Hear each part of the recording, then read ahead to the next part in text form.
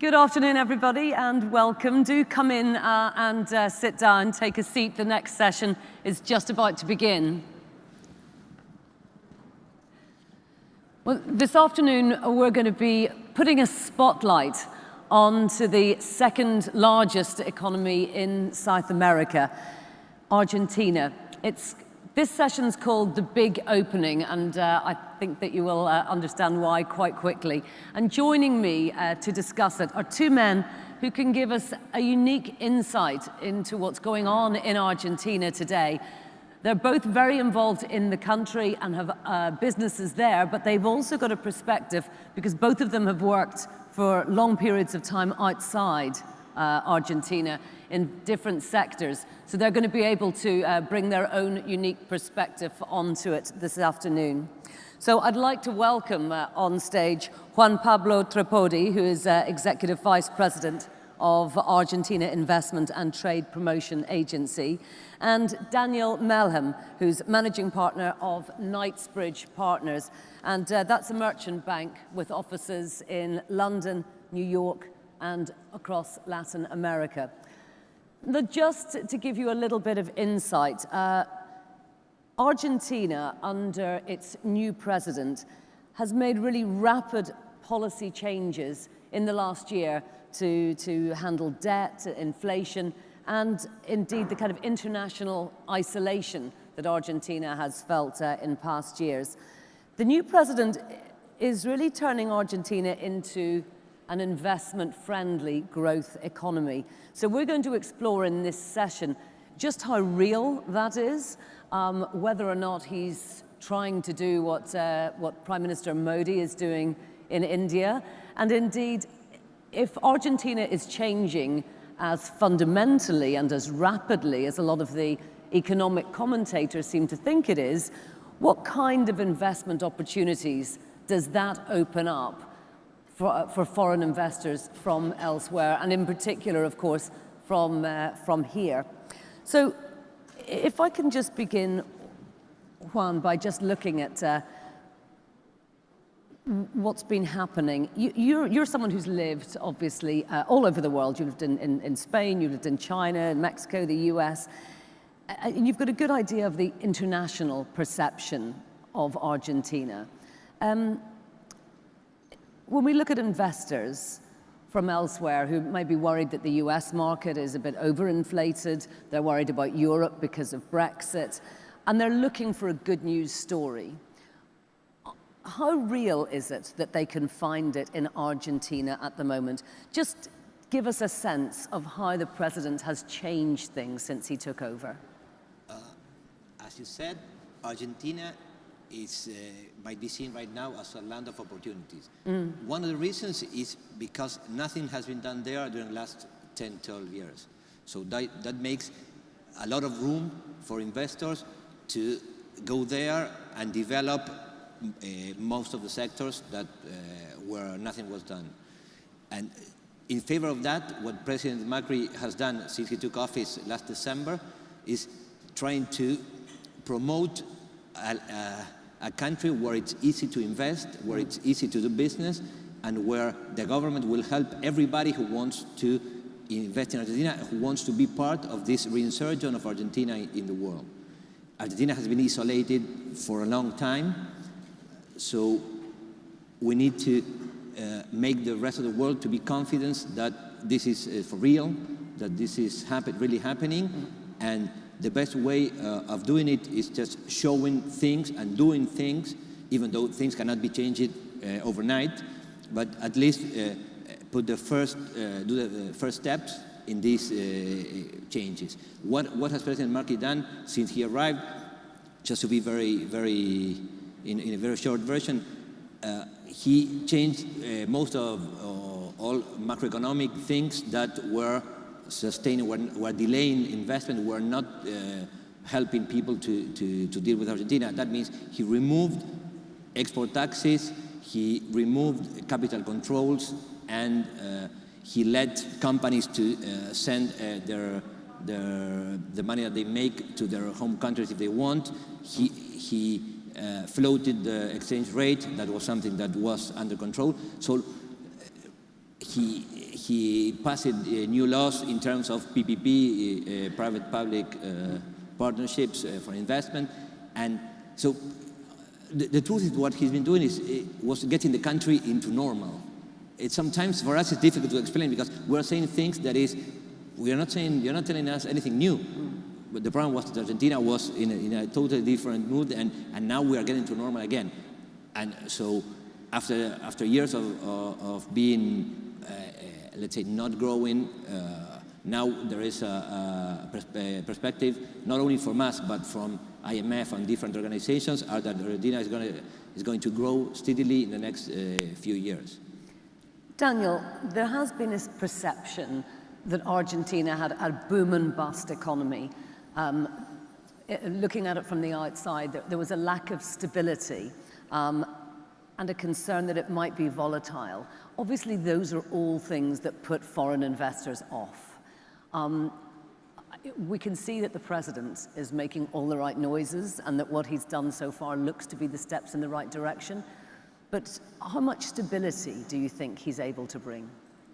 That's a very good question, Andrea. I think that first we had a boom and bust economy. It's not a perception, it's a reality for many years. We had it was a combination of several things, but I think that there's one word that makes the biggest difference, which is vision. We hadn't had any vision in Argentina for a very long time. We had at the beginning of the last century, where we became one of the richest nations in the world, largest middle class in Latin America, 6th largest income per capita around the world. Those leaders we had 100 years ago and a little bit more than that, they had a vision where Argentina needed to go.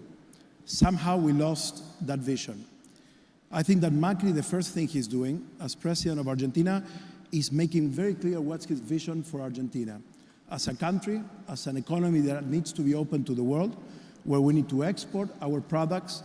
We have tremendous natural resources, but also we have tremendous human resources. And I think that is the main thing that this administration is changing. One more thing.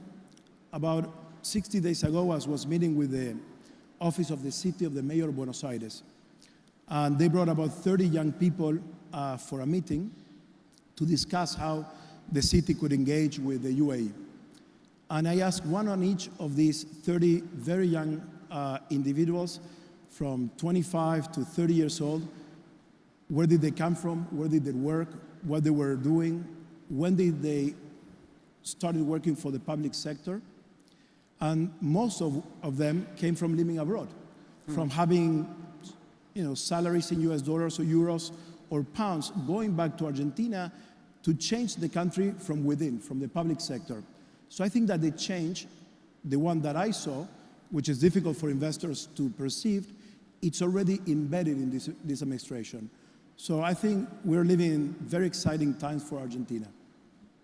It's really interesting, actually, hearing the perspective of how much of Argentina is about people who've lived overseas coming back in and giving back to the country.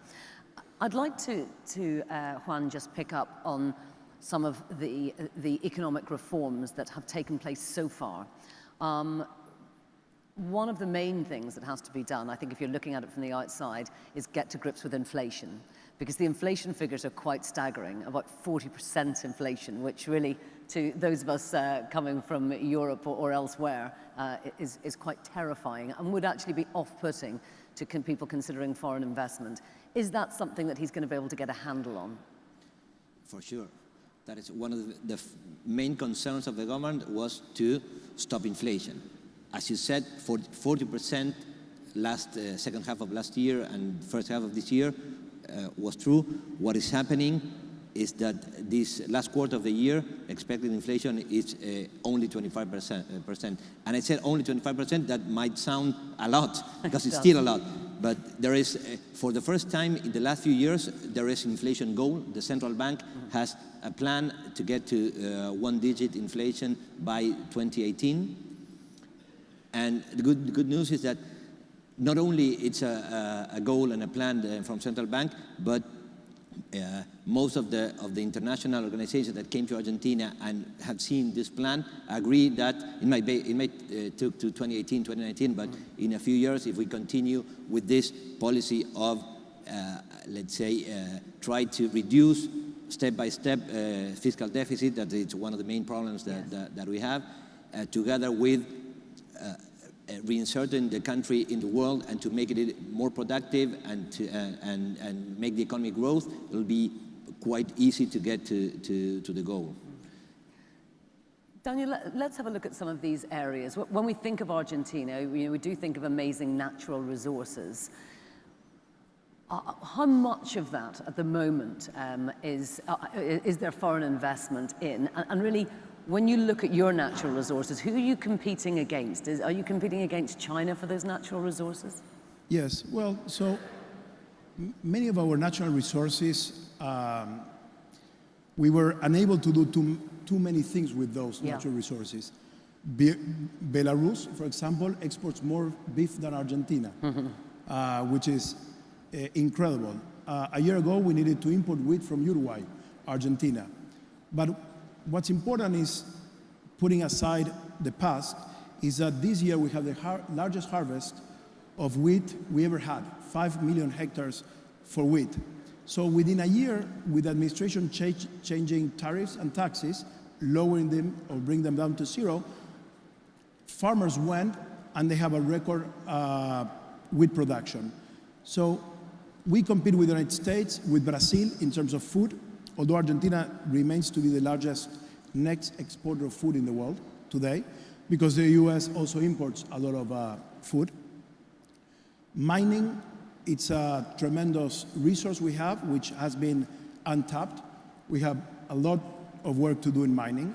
Of course, we have many European, from Barrick to Rio Tinto, many international companies exploit our reserves of minerals.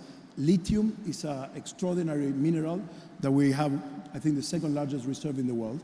So a lot of Chinese interest in lithium in the north of Argentina. But when we talk about resources, we happen to have oil and gas, the second largest shale gas reservoir in the world and the fourth largest oil shale gas reservoir in the world. Also, we have wind, and it happens that we have in the north of Argentina an area which is very dry, Salta and Jujuy. Those two provinces are the third best location to put solar energy in the world. But more than natural resources, I think what we have today is we're starting to understand that we need to use those natural resources intelligently, be extremely transparent with investors, both local and foreign investors. And the most important basic rule for investment is the rule of law. And this administration is rewriting that so that we would not have another bust in 10 or 15 years. Yeah, that's one actually. Just when I was researching this, I won't tell you who said it, but one quotation said, Argentina still lacks a legal framework that establishes a safe environment for doing business. Juan, do you think that that is still a legitimate concern? It was true. We cannot say anything different than that. But on the other hand, we are working a lot to change that. That means passing a new law for investors.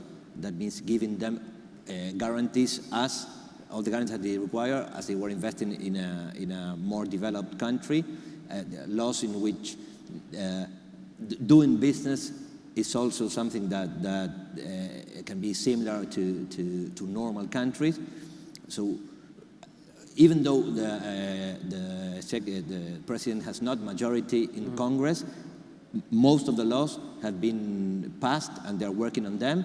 And we can say that President Macri has a record of being the first president that has, with no majority in Congress, that is passing so many laws, being negotiated with the other parties. So that means that not only the people in office now are willing to go ahead with these changes, but also people in opposition, and let's say I would say like the thinking opposition, are also willing to change the situation and try to make Argentina an investor-friendly place.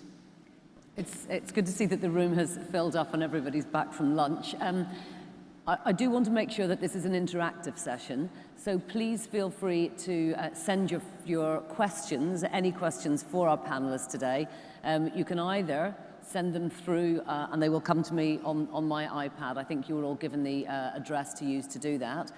Or there are some mic stands in the room, so while we're chatting, if you think of any questions, I want to make sure that you've got plenty of time to ask those as well. So I will be coming to the audience for questions, but if you'd prefer not to speak and just to send me a question, I can ask it to the panelists for you. So I just want to make you aware of that. Daniel, you know, you've done a lot of work with international investors over the years. And I know that part of your business is to have trusted clients, large families, some of them even here in this region. Part of your job and your credibility is to be able to advise people on when to invest and when not to. If those families or if those entities were saying to you, Argentina, now, what do I do? What is your best advice about not just entering the market, but how to enter the market? Yes, well, in the past few years, I have to say that we had to tell people not to invest in Argentina, which is very sad for someone that has an office, has employees, has talented people working for someone, and many of these people went to the United States, to Europe to live because at some point in their careers, they said enough. I think that today Argentina opens a tremendous amount of possibilities. As Juan Pablo mentioned, there hasn't been almost any investment in about 10 to 15 years, which is unique because we just went through a cycle of high commodity prices where the BRIC countries, as well as many other countries, emerging markets, they really benefited from a lot of foreign investment. If we have the guarantees, which are very important to do business, if we have the rule of law, and if we have transparency, those three things, then I think the market it's open for business. I would say infrastructure, number one. Mm-hmm. I would probably acquire or invest in the food sector because it has an untapped potential. As I mentioned before, from being the second or third largest exporter of beef in the world, we ended up being number 15 in the world. The reason, of course, is not that we don't have cows and we don't have our pampas, is that the government either put high taxes for Argentine beef exporters or they directly closed the export markets.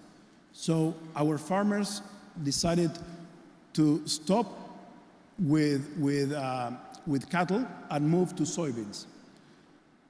And that's the tragedy of Argentina. You know, we have no war within our country. We have no natural disasters. It's a country which is not prompt to natural disasters, as many other countries usually do. So now that sector is a sector that is going to be very interesting to invest. The US just opened beef imports to the US for the first time in 18 years. So, but the other thing is we cannot try to get away from a recession, which is this year we have a recession just by exporting. You could do that in the past, not anymore. So the challenge right now and the focus is to invest in added value in industries where we have the know-how and we have the capacity to add value. Infrastructure, definitely, the food sector, and even in real estate, for example, I would invest in logistics because we haven't been a great exporter of our product for a long time, so there's a huge need for warehousing in Argentina. The other thing, we need to become a little bit more humble. As Argentines, most of our Latin American colleagues, they know us for a number of reasons, but not for us being humble people. We need to look at countries like the UAE, where out of one natural resource, they have created all of this that surrounds us. So the government is working with people like Juan Pablo. It's funny because there used to be a lady that ran that agency 5 years ago, and it was a very dark office in a very bad place of the city of Buenos Aires, and two of the directors didn't even speak English or French. Today, I go to his office, 140 people. They all speak several languages. Has a beautiful view to Uruguay, to the river. So you see in the small things, there's a 188-degree change of what we're doing. But I think Argentina is open for business. I think it's going to be the best emerging market history for the next 10 years. Juan Pablo, that's a pretty optimistic view. Would you agree with it? Are you seeing foreign interest? I know there have been a couple of big investments. Coca-Cola, Axion Energy have made big investments. And I know there are promises of more. Is this the right time? It's not only, I would say that this is the right time. This is the time, because remember that later will be more expensive. So we in the agency, we detected opportunities of investment for about $250 billion. As Daniel said, about 50% of it's in infrastructure. And when he talks about infrastructure, we talk about not only roads, railroads, but also water. And the Ministry of Transport has a plan to invest $80 billion in improving in the connectivity in the country, and in order to reduce logistic costs if we want to be a country that is more related with the world. There are also some other, talking about energy, as he said, there's not only the shale oil and gas, but also a huge opportunity in renewables. Argentina produces or consumes 33 gigawatts per year, and the plan is to increase that to 54, that it's 20 gigawatts in the next 5 years. That will be 50% of that will be in renewables. There's a law, a law that has been passed a couple of months ago that says that we need to, at least 20% of the production of energy in Argentina has to be renewable. Nowadays, it's only 2%. So we did the first tender a month ago, and we were looking for 1 gigawatt. That was the first step, and we received offers for 6.4 gigawatts. So it's like everybody is willing to be part of that. Same thing happened with the thermal tender, thermal production for energy in the tender, 5 times what it was required. So it's happening. The truth is that it's happening now. And where are your foreign investors at the moment coming from? Where are you seeing interest? Is it other South American countries, the US, elsewhere? We are, in the first 10 years of this year, we announced $48 billion of investments. Mm-hmm. We handle, when we handle this, we are helping about 70% of them. And most of them are focused in energy and infrastructure, and they are coming. 1/3 of that is coming from local investors. Mm-hmm. That are the ones who are seeing that there is an opportunity. There's a lot of people abroad thinking in coming to Argentina. Why don't we go first? Yes. So it's 1/3 there, and the balance will be, it's mainly coming from the US, Canada, Spain, and some Brazil. All together, these 4 countries have about 60% of the balance. Daniel, in terms of the UAE, what is their potential role? What would you like to see? What would you like to come from forums like this and from the meetings that you hope to have while you're here? From the UAE, well, for certain oil and gas, which is a sector they know, understand very well, actually Argentina just signed a treaty to invest $1 billion with Qatar. Juan Pablo, I believe, was in Doha earlier in the week. But since I've been here in Dubai and Abu Dhabi, I had a tremendous amount of meetings of investors, both institutional investors and families, that they want to buy hotels. Right. Now, in 2007, there was this beautiful hotel that I wanted to buy. Of course, I didn't have the means to do it. It's called the Plaza Hotel. The Plaza Hotel is an historic hotel. It's the first luxury hotel in Latin America, built in 1909 by a German architectural firm and a British owner, the Tornquist family, actually a Scottish owner. And I couldn't find anywhere around the world the $50 million to buy the hotel. People were saying, we don't invest in Argentina. Mm-hmm. Of course, that opportunity was taken by an Argentine local hotel owner. But since I've been here, we had already 5 or 6 meetings, from sovereign wealth funds to families that they want to go and buy hotels. Only 6 months ago, people had write off Argentina from any conversation on any investment committee meeting. So things have changed tremendously. Food security is it's an important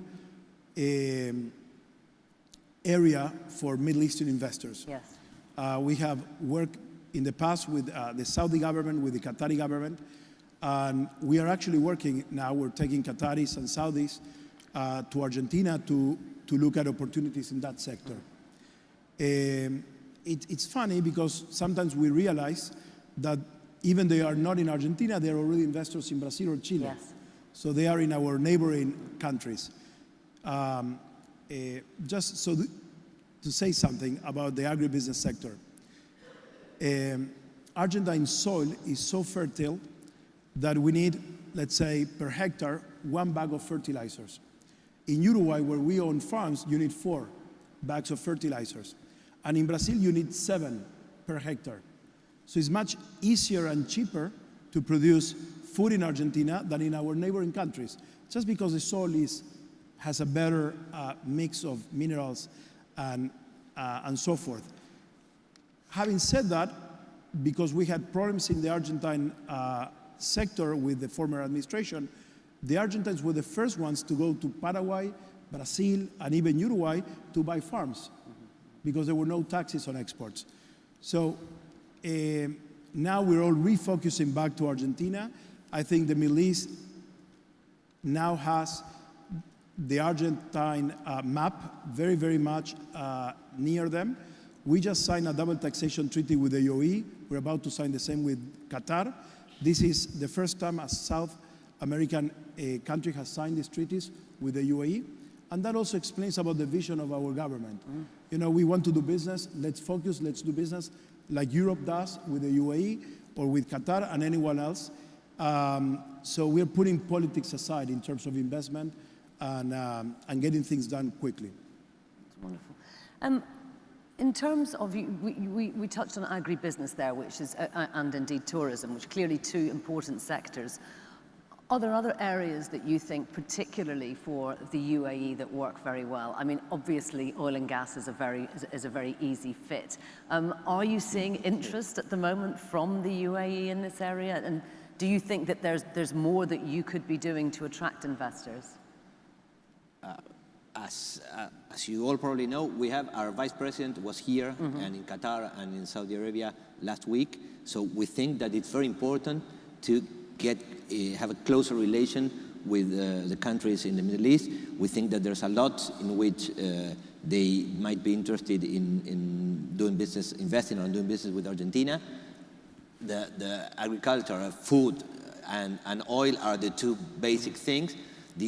Because it's everybody can see that. There's also one sector that will be trying to promote, that is the service sector. That is why, as Daniel said, Argentina has very rich human resources. It's number 1 in Latin America in the last human resources capability service, and it's 98% of literacy and above 100,000 graduates a year. So that's something that we need to make a better use of that. We export not much, but significantly legal services, accounting, software, creative industries, such as audiovisuals. So I think that there is an opportunity too.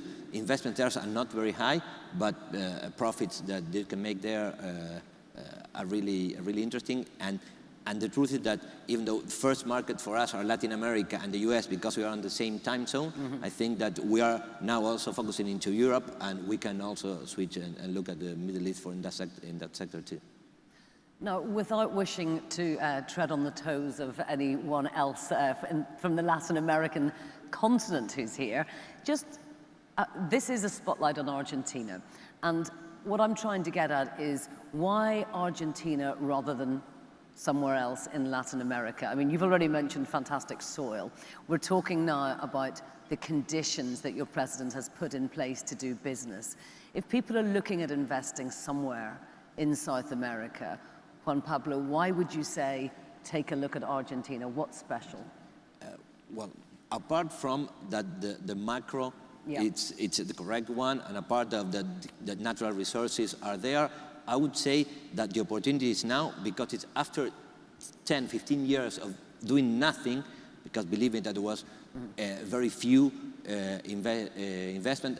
Just to give you a little, some figures, Argentina, during the last 7 to 10 years, had only 2% of GDP was foreign direct investment was only 2% of GDP, while the average of the region is around 5%, and there are some countries that are around 10%.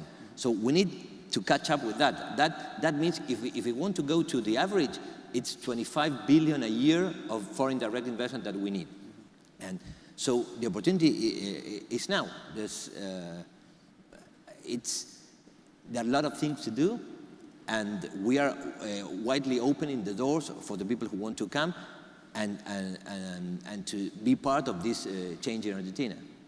Now, it sounds like it's about time for me to put some questions out to the floor. So do we have any questions from the floor? If we do, there are 2 microphones there and there, just on the 2 corridors. And if you would like to ask a question. Unfortunately, there doesn't seem to be a handheld mic, so I'm afraid I need you to... we're going to bring you a handheld mic there. Thank you.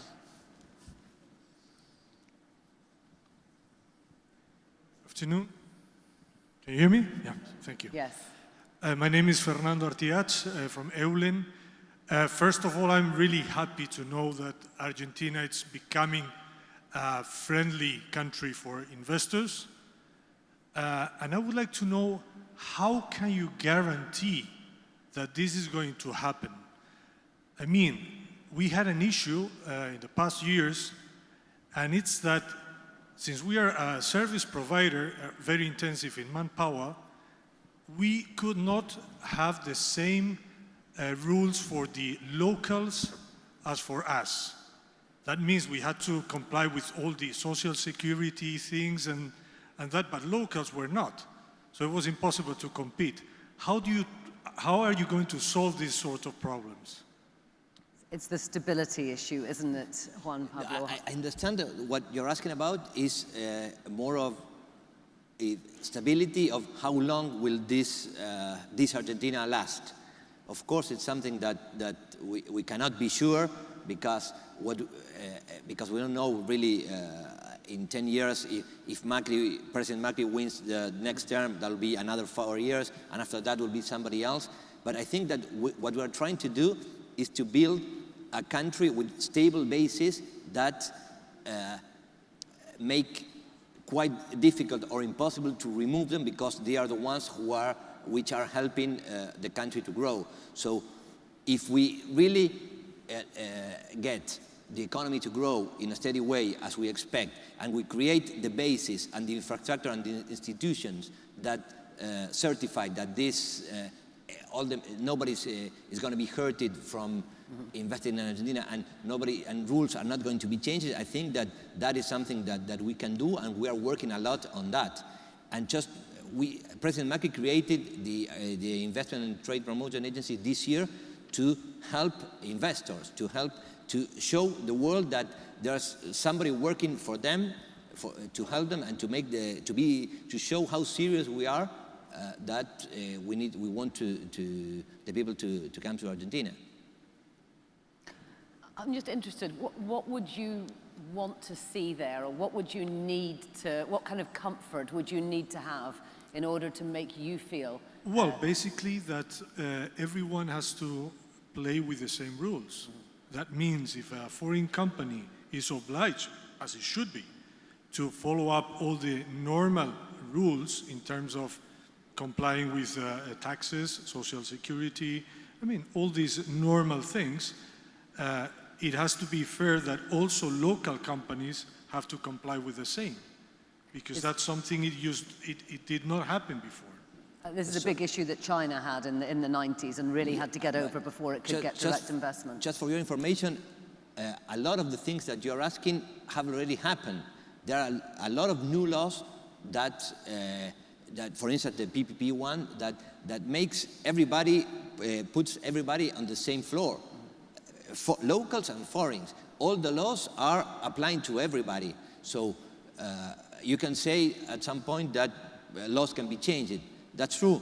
I'm not going to deny that. But the idea is to give a framework where everybody has the same opportunities. And I would say that maybe it's sometimes it's difficult to see because we don't see the output of the new laws yet. Right. But the framework is there, and we are trying to build very strong institutions to support these new regulations and So there have already been huge changes, haven't there, under Macri's administration? a lot of them. Do we have any more Good, thank questions from the floor? Sir, can we just get a microphone over? Oh, you can go up to that microphone. Thank you very much. And also, we are trying to sign treaties, investment treaties with some countries. A couple of days ago, the Vice President signed one with Qatar, and we've been doing that with a lot of different... I'm out of Argentina for the last 2 weeks, showing and trying to explain people in different parts of the world what are the changes and how different is now Argentina than it was a year before. Thank you, gentlemen, for the information.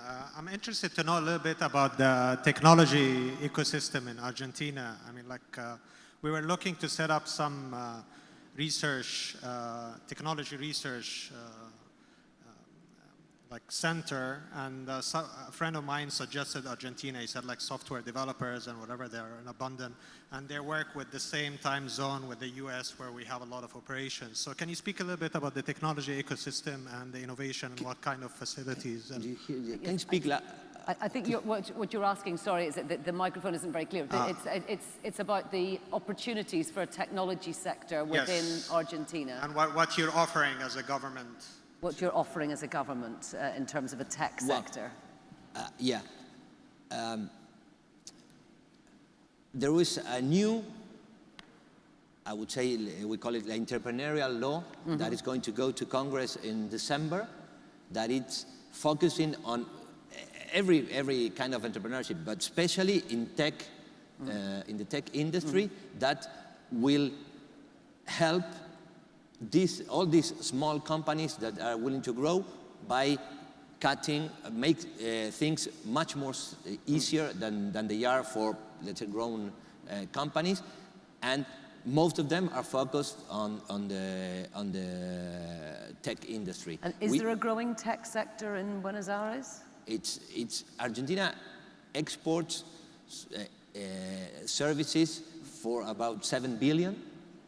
And that was without the help of the government. Actually, you need to pay double taxes in most of the countries that they were working on. So only in software, Argentina exported last year 1.5 billion. And Argentina is very strong in things that are not very, very easy to know. Argentina is very strong in fintech services. Yep. Even though Argentina's banking system and financial system is not known to be one of the let's say well-known ones, and there's a lot of different fields. Also there are a lot of companies like I would say JP Morgan and some others that are willing to install in Argentina all their service centers for the rest of the world, or for at least part of the world, and they are coming. They are doing it right now. Yeah. Also, Price and different big consultants are installing. They're coming back to Argentina actually. Dan, they've got a very good demographics, really, for this kind of tech entrepreneurial, because you've got a young population and an educated population, and we've got an entrepreneurial spirit, and those are the kind of things that you need for a tech sector to thrive, aren't they? Yeah, absolutely. I think that what you said, from boom to bust for so many years, you become an expert entrepreneur. Yeah. The largest market cap company in Argentina is called Mercado Libre. I think it's $7 billion, largest than our oil and gas company, YPF. And it was created by 2 people out of university. And we have Globant, for example, another company. We produce a lot of software, and we do a lot of analytics for large corporations across the world, because labor costs in Argentina in the tech space are cheaper than in the United States or Europe. So as Juan Pablo mentioned, it's a key sector. But I would say Argentines are entrepreneur by nature, and you will see there's a lot of technology we produce in the agribusiness sector, not only software and hardware.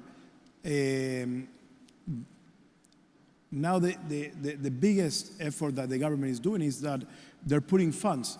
They're putting, the city of Buenos Aires has a fund where foreign or local investors will invest in a company, and the government, the city, will match, one-to-one the investment.